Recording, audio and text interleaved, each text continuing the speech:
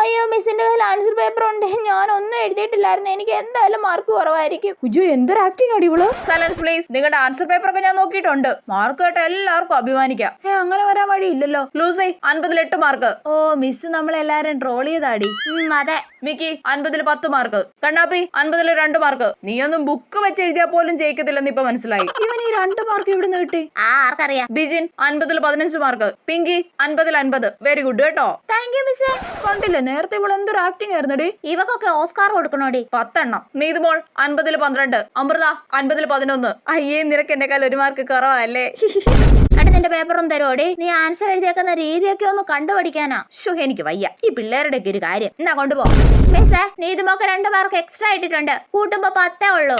എവിടെ കൊള്ളി ആണോ? പേപ്പർ ഇങ്ങനെ തന്നേ, ഞാനൊന്ന് നോക്കട്ടെ. ഇപ്പൊ നിനക്ക് എന്നെക്കാൾ 1 മാർക്ക് കുറയുമല്ലോ. ഒടിക്കെടുക്കാ. എടി ദുഷ്ടത്തെ, നീ എന്നെ ചീറ്റ് ചെയ്തല്ലേ.